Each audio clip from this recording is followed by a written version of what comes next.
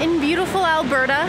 I'm with some pretty cool people. I'm with Chris, Matthew Littlewood, Donna from Donna Did It. On this trip, I've been feeling pretty grateful about my life and that I'm fortunate enough to do work that I love to do, to get to spend time with awesome people, to make a good living. I own a home. I get to travel to awesome places. By no means am I saying this to brag. I'm really just saying this because I really am so lucky and I did work really hard, but there's something that has kind of become a recurring theme on this trip, and it's about making shit happen for yourself. There was no one for me that was like, hey, let me walk you through life. Let me teach you how to be a photographer, because that's a good job. I'm just gonna tell you to do that right now. I'm gonna tell you to quit your full-time job. I'm gonna tell you to book spontaneous flights and take photos and be shitty at something and eventually get better. No one's gonna do that for you. No one did that for me. And even now, no one's doing that for me. I'm making shit happen for myself. And when a lot of people ask, you know, you really do have to be your own cheerleader.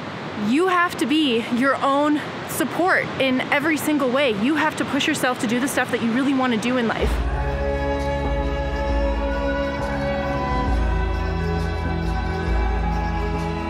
I remember when I was back in elementary school, I remember I would like sing on the field because I just really enjoyed singing. And a friend of mine was like, "You'll never be a singer." And I was just like, I want to show you that I can potentially do this.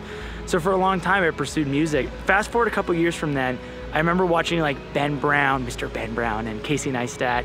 And I was like, I love this. Why can't I do this too? I'm a video content creator. I think I have somewhat of a personality from my music days on stage. Why don't I combine those things and try doing that?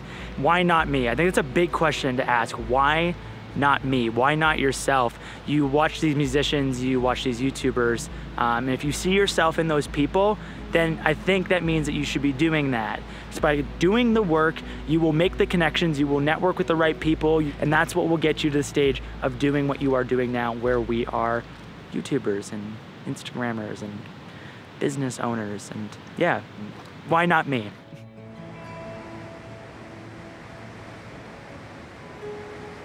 Any kind of creative passion that you might have, trying to turn that into a career is always like a bit risky to some extent. And I went straight to school, and then right out of school, I basically started my own studio, which is like not the typical path that you go on. Typically people will start interning at a studio or assisting somewhere else, but I just really wanted to dive in. I really wanted to do things my way. The same thing with YouTube. It's like, I just wanted to do it, so I just had to make it happen. Stepping out of the like path of least resistance that is gonna get you the most reward. And that, I think, is totally the case. Something like this where we both had to go way out of our way just to make a YouTube video happen and just to like meet each other.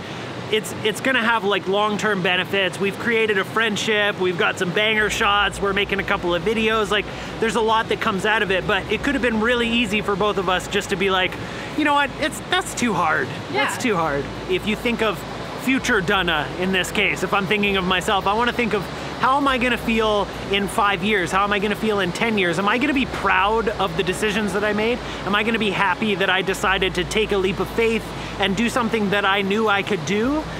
Chances are probably yes. If I feel passionate about something, I can make it happen. I've kind of been doing like the nomad thing for 9 years. I lived all around the world, and I'd always been I'd always been interested in backpacking and adventuring.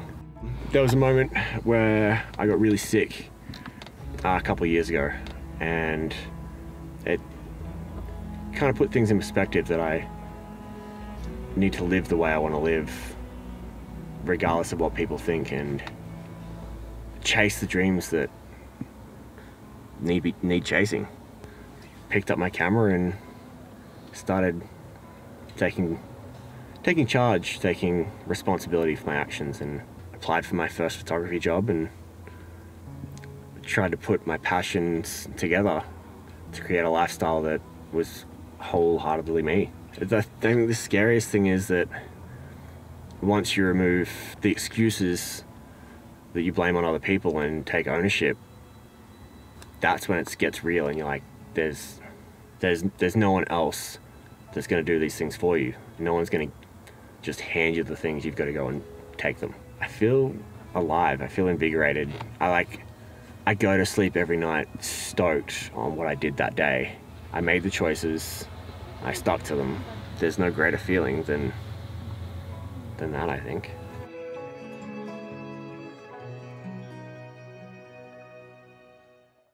Naturally, as any good day of photography does, the light is going down and that means the day's ending.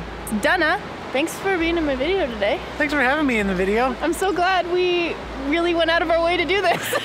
We're actually friends now, real world friends. It is strange when you are friends with someone that you've never met before. Now we're less weird and awkward, which I like. We're still weird and awkward. Yeah. Not with each other. So if you like weird and awkward, give this video a like, subscribe, hit the bell to get notified when I post new videos, and go subscribe to this guy. Donna did it. Donna did it, because he did it.